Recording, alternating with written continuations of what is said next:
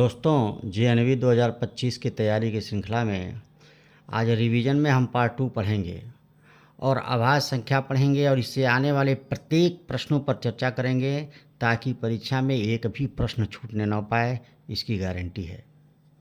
देखिए, सबसे पहले हम जानेंगे आभाज्य संख्याएं क्या होती हैं।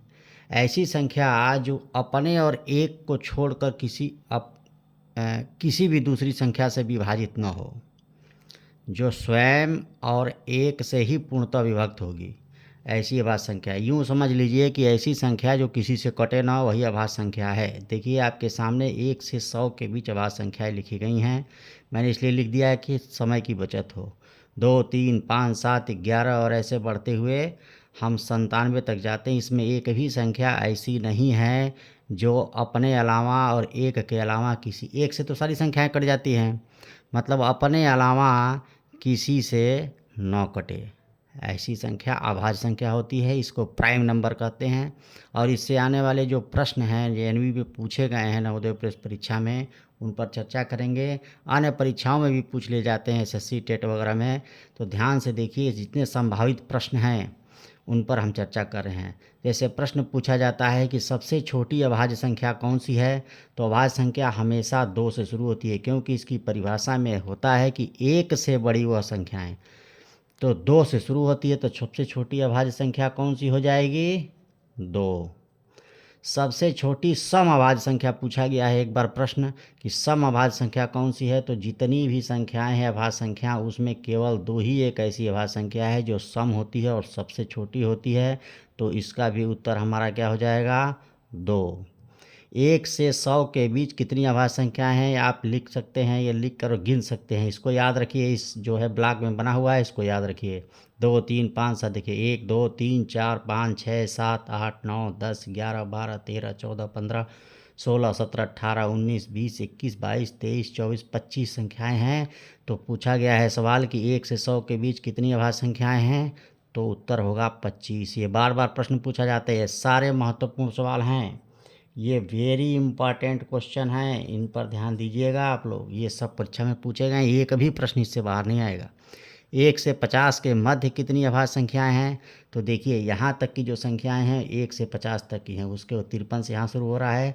तो ये कितनी है? 1, 2, 3, 4, 5, 6, 7, 8, 9, 10, 11, 12, 13, 14 और 15। तो पूछा गया है सवाल कि 1 से 50 के मध्य कितनी अभाज्य संख्याएं हैं? 15। 1 से 100 के मध्य कितनी अभाज्य संख्याएं हैं? 25। सबसे छोटी विषम अभाज्य संख्या पूछा गया है। तो ये देखिए, सबसे छोटा इसमें विषम अभाज्य संख्या क्या है? 3 है। यह भी सवाल पूछा गया है JNV परीक्षा में, एंट्रेंस में।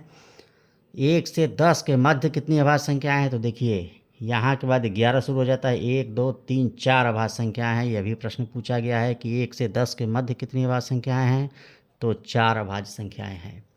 फिर पूछा गया है 2 अंकों की सबसे छोटी अभाज्य संख्या। केवल इसी चार्ट पर ध्यान रखना है, 2 अंकों की सबसे छोटी अभाज्य संख्या। देखिए 11 से 2 अंक शुरू हो जाता है, यानी 2 अंकों की सबसे छोटी अभाज्य संख्या क्या होगी? 11 होगी। 2 अंकों की सबसे बड़ी अभाज्य संख्या क्या होगी? तो 97 होगी। यह भी प्रश्न पूछा गया है। इसी चार्ट से सारे प्रश्न हैं।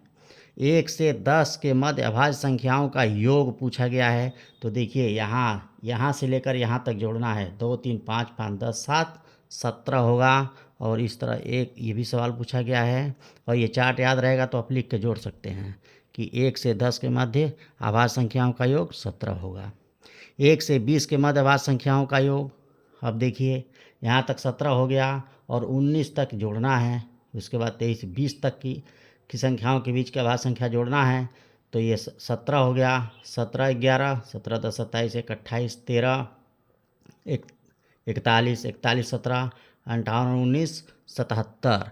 तो 1 से 20 के मध्य अभाज्य संख्याओं का योग 77। ऐसे भी पूछ सकता है कि 20 और 30 के मध्य अभाज्य संख्याओं का योग। तो देखिए 23 29, यही 20 और 30 के मध्य 2 ही तो हैं, इनको जोड़ के बता सकते हैं। ये चार्ट याद रखेगा तो किसी भी प्रश्न का आप जवाब दे सकते हैं। बहुत महत्वपूर्ण चार्ट है ये, वेरी इंपॉर्टेंट है। अब देखिए, किस दशक में पूछा गया है कि केवल एक अभाज्य संख्या है, तो देखिए 90 और 100 के बीच में केवल एक ही अभाज्य संख्या है और वो है 97। तो किस दशक में? तो 90 से 100 के दशक में केवल एक अभाज्य संख्या है। 40 और 50 के मध्य कितनी अभाज्य संख्याएं हैं? तो देखिए ये शुरू होता है 41 से, 1, 2 और 3 से 47 तक जाता है। तो कितनी अभाज्य संख्याएं हैं?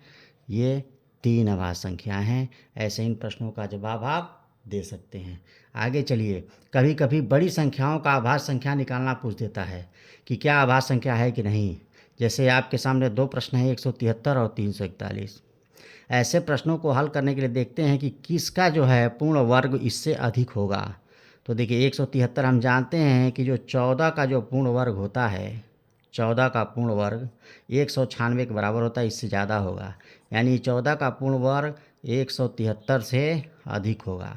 अब इसके लिए क्या करेंगे, 14 के पहले जितनी अभाज्य संख्याएं हैं जैसे 2, 3, 5, 7 और 11, इससे देखेंगे कि ये विभाजित हो रहा है कि नहीं है। 2 से नहीं कटेगा, 3 से 3 पचे 15, 2 3 नहीं कटेगा, 5 से कटेगा ही नहीं, 7 से 7 दूनी 14, 3 3 नहीं कटेगा, 11 से 11 के में 11 6 3 63 नहीं कटेगा।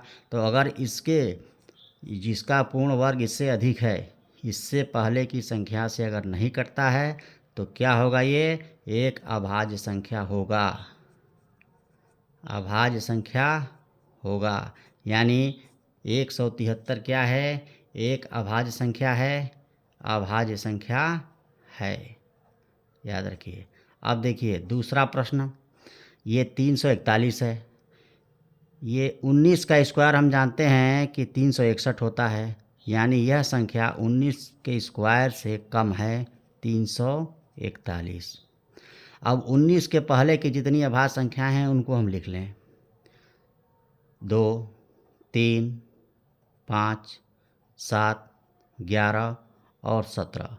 देखते हैं कि क्या किसी इनमें से किसी भी संख्या से ये कट रहा है। 2 से नहीं कटेगा, 3 से 3 एकम 3 3 नहीं कटेगा, 5 से कटेगा ही नहीं, 7 से देखिए 7 चौक 6 के 61 नहीं कटेगा, 11 से देखिए 11 3 33, 1 1 11, 11 से कट जा रहा है, 17 से नहीं कटेगा।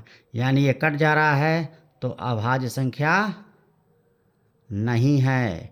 यह क्या है, अभाज्य संख्या नहीं है। कौन सा, 361 अभाज्य संख्या नहीं है, और ये क्या अभाज्य संख्या है। तो ऐसे अभाज्य संख्या से मुझे लगता है कि प्रत्येक दशा में कोई भी प्रश्न आएगा आप हल कर लेंगे, है ना इजी। इसी चार्ट को याद रखिए। Thank you for watching. Thank you.